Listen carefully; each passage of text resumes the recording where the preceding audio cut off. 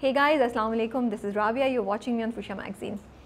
सो Hum style awards अभी हुए हैं और ट्विटर पे भी बड़े ट्रेंड कर रहे हैं sadly for the wrong reasons.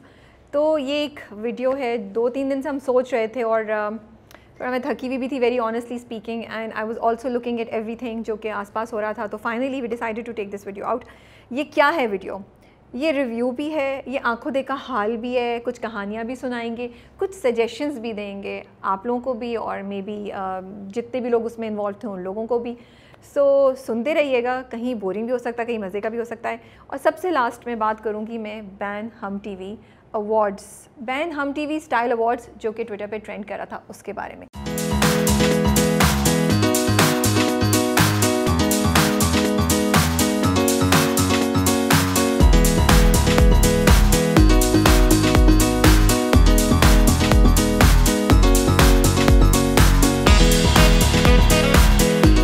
हम स्टाइल अवार्ड्स 4 जुलाई को हुए अभी लाहौर में, पीसी में, और ये कोविड के टाइम में बहुत अरसे बाद शायद पहला पब्लिक इवेंट था एंटरटेनमेंट इंडस्ट्री में जो इतने बड़े स्केल पे हुआ, जहाँ एंटरटेनमेंट और फैशन फ्रेटर्निटी से बहुत लोग आए, मीडिया से भी आए, डिजिटल से भी आए। सो हर कोई बड़ा एक्साइटेड था, हम भी बड़े खुश थे, एक्साइटेड थे कि हम जाएंगे, कवर करेंगे। 2 साल हो गए ऑलमोस्ट आई थिंक कि हम लोग मिस भी कर रहे थे और इन चीज़ों को कि ना होने का जो नुकसान हो रहा था उसको भी सब फील कर रहे थे। तो आई थिंक सेंटिमेंट्स बहुत ही एक्साइटेड और बहुत ही खुशी वाले थे। Everybody was looking forward to. हम लोग चले गए पीसी, वहाँ हम लोग नादिया कॉफ़ी शॉप पे बैठे हुए थे। जैसे ही मैं और फरा एंटर हुए तो मैं ऐसे मैंने कहा था कहानियाँ भी होंगी और रिव्यू भी होगा। तो जब मैं और फ़रा वहाँ पहुँचे तो हमें शुरू में ही उसामा मिल गए, उसामा ख़ान, जो इस जलीबी में आपने उनको देखा और आजकल आप उनको मोहलत में देख रहे हैं। तो उनके साथ बैठ के हमने कॉफ़ी भी, फिर उसामा को थोड़े से हमारे से शिकवे थे, वो शिकवे सुने, हमने अपनी साइड दी, तो बड़ा मज़ा आया, कुछ बातचीत हुई, कुछ वीडियो की। तो हमें मिल गए हैं उसामा ख़ान, और उसामा ख़ान ने शुरू होती साथ शिकवे शिकवे शिकवे शिकवे शिकवे। मैं इनको बताई हूँ कि मैं कब से इंटरव्यू के लिए बुला रही हूँ, आपको आ नहीं रहे, आप क्यों नहीं आ रहे इंटरव्यू के लिए? मैं 9th को आ रहा हूँ। 9th को कंफर्म। मैं इसलिए अभी तक इसलिए नहीं आ रहा था क्योंकि हाँ, बोलते बोलते मुझे अभी तक आपने इनवाइट नहीं किया था, मुझे अभी तक शावर के थ्रू इनविटेशन मिली और आपने मैसेज का जवाब भी नहीं दिया। Okay wait Usama, we would like to invite you for an interview at our studio on the 9th। आप अवेलेबल हैं? इंशाल्लाह, I'll try to। मतलब अभी भी यू विल ट्राई टू। चलें जी, we'll see him later on in the Hum style, and हमने कहा हम आपको थोड़ी सी अपडेट देते हैं हो क्या रहा है यहाँ पे। कि उसके बाद हमें और बहुत से लोग मिले, हमने उनसे हेलो हाई किया। So it was a really nice atmosphere, and ये सब अवार्ड शो से पहले था। फिर जी खैर हम मैं और फरा वापस जल्दी से भागे बिकॉज हमें तैयार भी होना था, और red carpet was suppose to start by 5 PM I think. उससे पहले हम नबीलास के पास भी गए, हमने सोचा फॉर अ चेंज कि हम भी मेकअप और हेयर कराते हैं, और बड़ा अच्छा था। बैक स्टेज पे पीछे की तरफ नबीलास का एक बहुत बड़ा अरेंजमेंट थी जहाँ, and it was very very well organised. उनकी सैराफीन जो थी वो हर किसी जो भी आ रहा था, वो जिस भी फील्ड से ताल्लुक़ रखते थे और वो नबीला के पास आ रहे थे इस वक्त अपना हेयर मेकअप कराने के लिए, वो गाइड करी थी इधर हेयर के लिए चले जाओ, इधर मेकअप के लिए चले जाओ। तो मैं और फरा गया, उन्होंने हम दोनों को भी फ़ौरन बिठाया, फ़ौरन हमारी आइज़ कराई, मेकअप कराया और हमारे बाल कराए। So we were really really excited and happy, और बड़ा मज़ा आ रहा था। वी वर फीलिंग लाइक हम सेलिब्रिटीज़ हैं, you know people. So I am at ballroom जो नबीला का सेट हुआ है, और मेरे साथ हैं शानी। और शानी मुझे हम डिस्कस कर रहे थे कि हम क्या करें, तो अब शानी ने गिव मी स्मोकी लुक, तो फिर नजर आ सकता है। सो आई एम, हाँ, ये मैं बहुत अरसे बाद पहली बार करा रही हूँ। So I am kind of scared also. पहली बार करा रही हूँ। हाँ, बहुत अरसे बाद। मेरे साथ हैं ज़ीशान। ये ज़ीशान, आप क्या फ़र्क के साथ एक्सपेरिमेंट करने वाले हैं? कोई नहीं लुक दे रहे? पहली चीज़ उसने मुझसे पूछी आप क्या हैं, आपकी लुक क्या है आपके? मैंने कहा ना मैं परफॉर्म कर रही हूँ, ना मैं सिर्फ रेड कार्पेट का कवरेज कर रही हूँ बेटा, मैं कुछ नहीं कर रही हूँ। ये भी बहुत बड़ी बात है। हेलो, अगर आप सिर्फ मेरी थोड़ी सी आइज कर दीजिए। नहीं, मैं पूरा कंप्लीट मेकअप करूँगा। So we both are experimenting, so wish us luck and we show you our looks later on.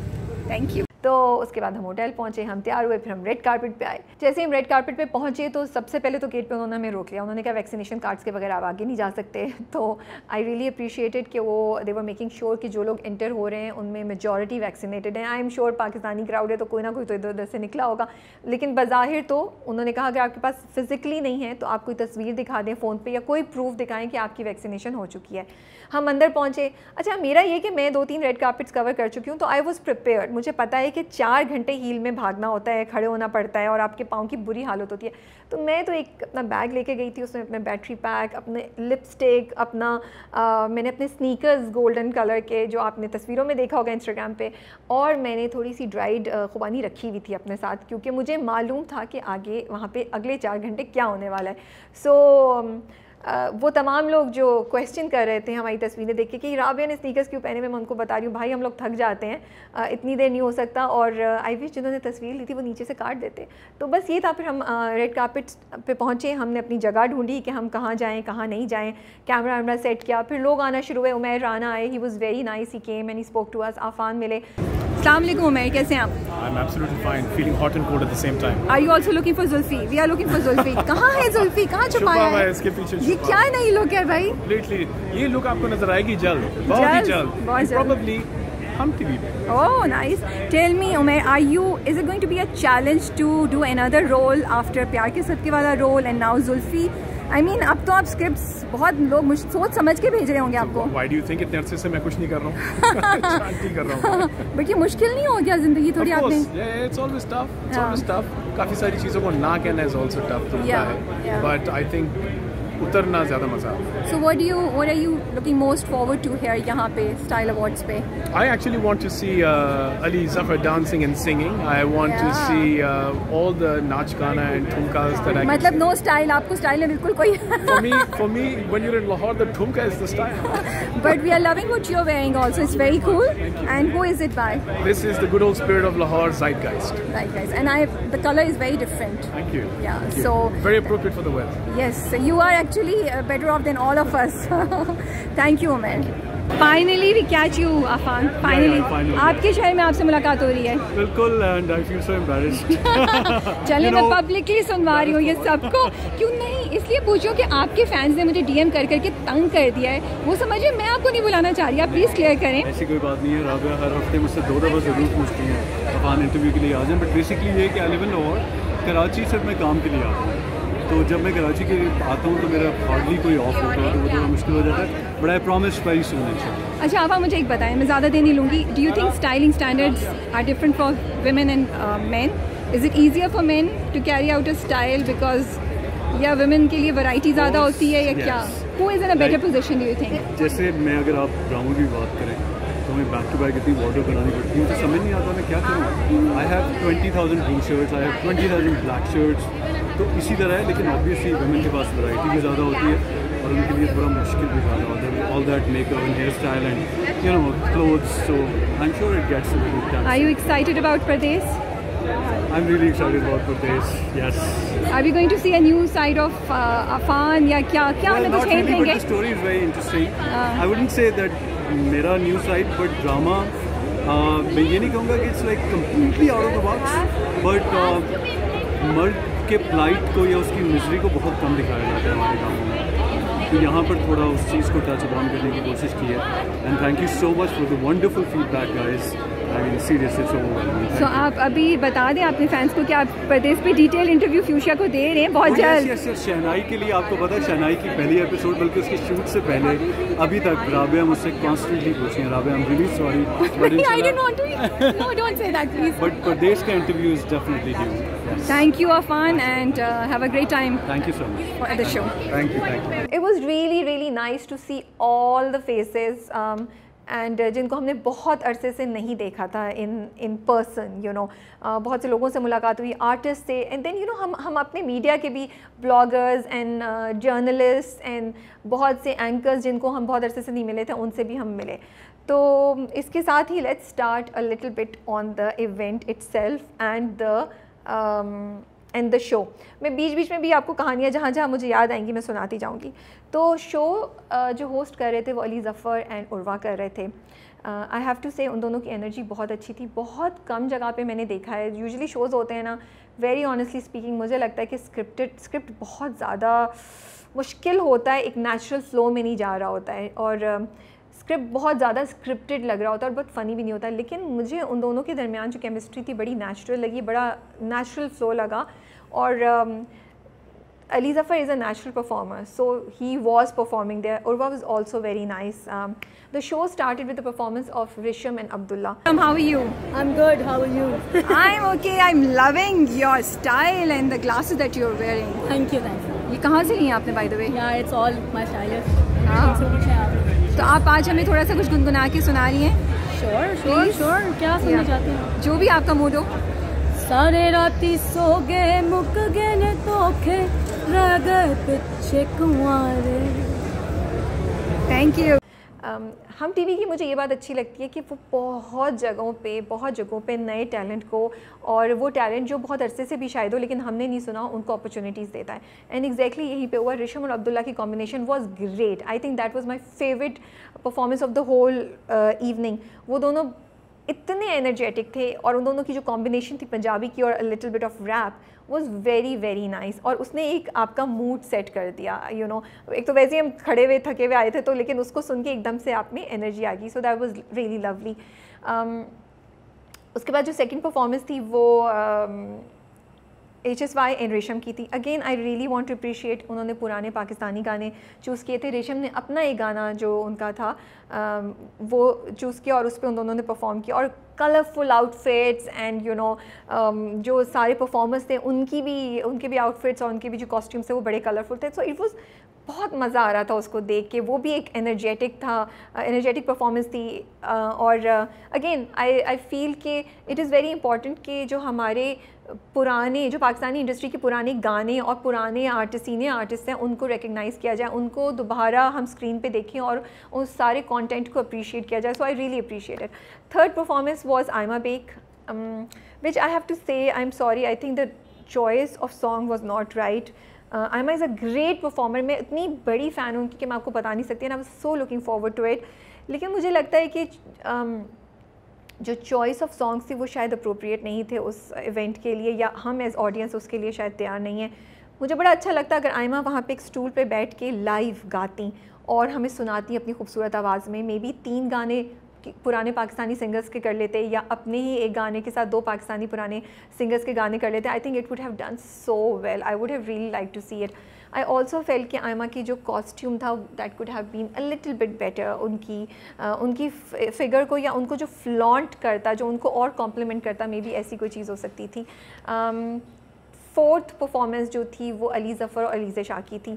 Again I felt कि Ali Zafar is a great performer.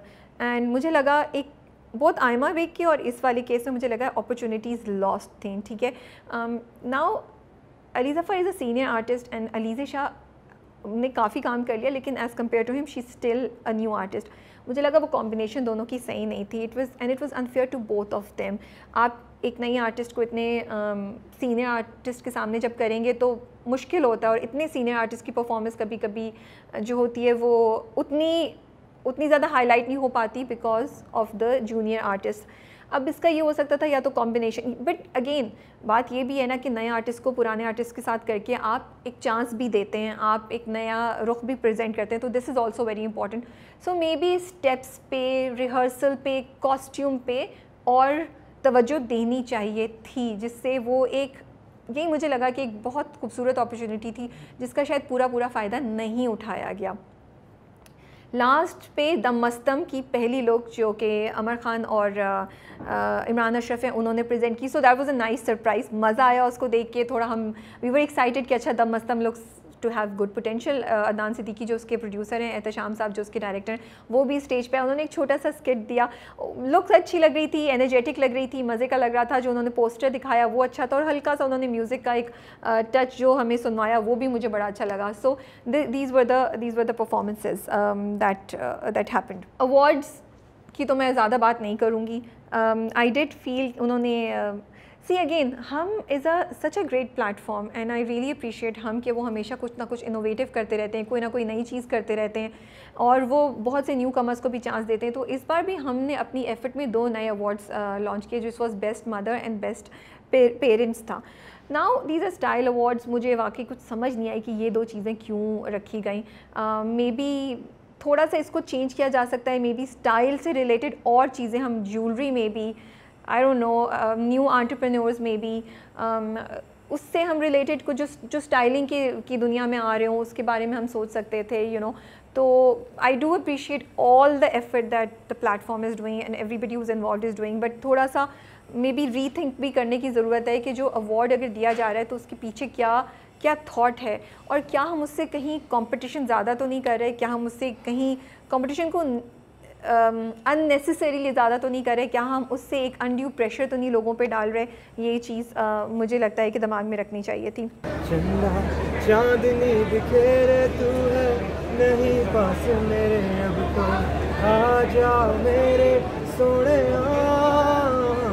सुनी तेरे बिन ये रातें, सुनी सुनी सारी बातें यूं ना हमें तड़पावे सोने। Take it away Shamoon. तेरे बिन नहीं लागे जिया तेरे बिन, अब तो आजा पिया तेरे बिन नहीं लागे जिया। चलो हमारा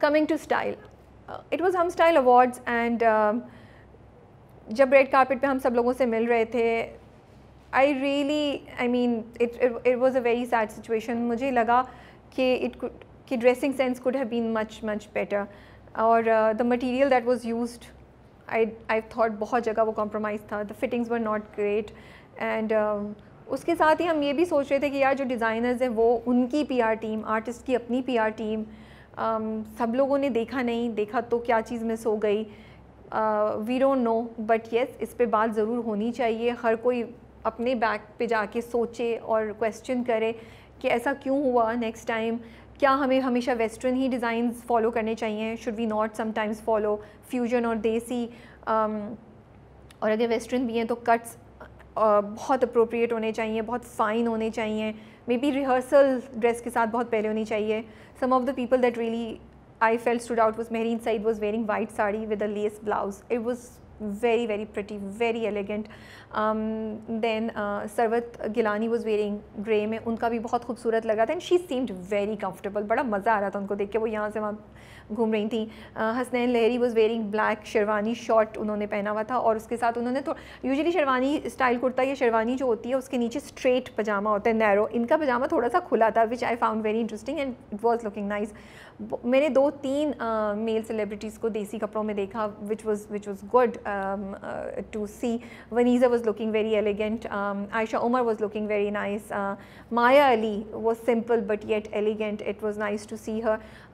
So yes, there were some hits and there were some misses, but yes, I do feel कि everybody जो कि रेड कार्पेट पे उस वक्त था, वो आप अवार्ड में आ रहे थे या वैसे ही आ रहे थे, I think everybody needs to, including me maybe, needs to go back and revisit and think कि हमने मतलब कहीं कुछ मिस हो गया। क्योंकि देखिए अगर लोग इतनी बात कर रहे हैं, मेरा पॉइंट ये है जो मैं लास्ट में ही बात करूँगी, अगर लोग इतनी बात कर रहे हैं तो फिर सोचना चाहिए कि बात हो रही है तो सुन लें, हम थोड़ी सी देख लें, रिव्यू कर लें, मे बी दूसरी टाइम के लिए इम्प्रूव कर सकें, ठीक है। तो ये चीज़ थी। एक और चीज़ जो मुझे अच्छी लगी शो के बारे में, वॉज दैट कि शो बहुत लंबा नहीं था, उनका टाइम वैसे भी लिमिटेड था, उन्होंने बहुत जल्दी किया। यूजुअली मुझे लगता है जब शोज़ होते हैं ना, जो हमने पहले भी अटेंड किया, उसमें बहुत चीज़ें डाली हुई होती हैं। मुझे शो की पेस अच्छी लगी, कहीं भी डिले नहीं हो रहा था, तेज़ चीज़ें हो रही थी, तो I appreciate that. I do feel कि अली ज़फ़र ने 2-3 जगह रेफरेंस किया अपना जो उनका सिलसिला चल रहा था, और सम टाइम जब वो अखबारों में और न्यूज़ में बहुत ज़्यादा आए, and I found it very inappropriate, because ये जो चीज़ है ये इतनी सेंसिटिव है, इतनी इंपॉर्टेंट है कि उसके बारे में किसी भी सूरत में मजाक नहीं उड़ाना चाहिए, या उसको किसी भी तरीके से लाइटली तरीके से बात नहीं करनी चाहिए। सो आई डू फील कि that should be reviewed also. Now the things that I feel may be next time के लिए थोड़ी सी बेहतर सजेशंस हैं, या रिव्यू हो सके, या जो भी इवेंट कर रहा है, नॉट जस्ट वन ऑर्गेनाइजेशन और कंपनी, आगे जितने लोगों ने इवेंट करना है, मे बी उनके लिए भी ये एक काइंड ऑफ सजेशन है, या वो सोच लें इन बातों के बारे में। Red carpet is very important, premiers होने वाले हैं अभी, और अभी बहुत इवेंट्स के हो रहे हैं, तो आई फील कि उनको थोड़ा सा बेहतर मैनेज किया जा सकता है। हम लोग जब सिंगापुर में होते थे ना बाहर, तो वो क्या करते थे, रेड कार्पेट पे एक तो पहले ऑर्गेनाइज होता था बहुत ज़्यादा, और दूसरा वो क्या करते थे, जैसे कोई शो है ना तो एक दिन पहले वो मीडिया को बुला लेते थे, मीडिया को बुला के एक पूरा टूर देते थे, और मीडिया के पास टाइम होता था, स्लॉट्स होते थे कि वो जाके सब लोगों से बात कर सकें और अपनी मीडिया कवरेज कर सकें। क्योंकि बेसिकली ये आपका इवेंट है, हम डिजिटल या दूसरे मीडिया से जो लोग आ रहे हैं, जब हम उसको उसमें से कंटेंट क्रिएट करके आगे करते हैं तो वो आपका ही फ़ायदा होता है। तो I felt may be something like this can be done again here in Pakistan, ताकि रेड कारपेट की एक जो सेक्रेडनेस है, जो उसकी इंपॉर्टेंस है, जो उसकी रिस्पेक्ट है, वो कायम रहे। वो ऐसा ना लगे कि कोई सब्ज़ी मंडी टाइप है जहाँ पे सब लोग इधर से उधर भाग रहे हैं और एक आर्टिस्ट के पीछे 10 लोग भाग के लड़ाई कर रहे हैं कि हमें उससे इंटरव्यू चाहिए। आर्टिस्ट के लिए भी ओवरवेलमिंग हो जाता है, जो लोग इंटरव्यू करना चाह रहे हैं उनके लिए भी थोड़ा सा मुझे लगता है डिसरिस्पेक्टफुल हो जाता है कि इतना आप भाग रहे हैं। So something like this I really feel would do great justice and great favor to the organizers, to the content creators and to the artists as well, और वो सब भागम दौड़ नहीं होगी। तो मे बी इस बारे में सोचें। रेड कार्पेट में एक चीज़ और कहना चाहती हूँ, वहाँ पे जो I don't want to say it against the fans, I really appreciate the fans, लेकिन देखिए रेड कार्पेट पे बहुत चीज़ें हो रही होती हैं। आर्टिस्ट को अभी अंदर जाके परफॉर्म भी करना है, उसने हमें इंटरव्यू भी देना है, वो तैयार भी हुआ है, ठीक है, और पता नहीं उसको और क्या मसले मसाइल चल रहे हैं। अब हम भी उसके पीछे पड़े हुए डिजिटल या मीडिया वाले दूसरे के, यार इंटरव्यू दो, तस्वीर खिंचाओ।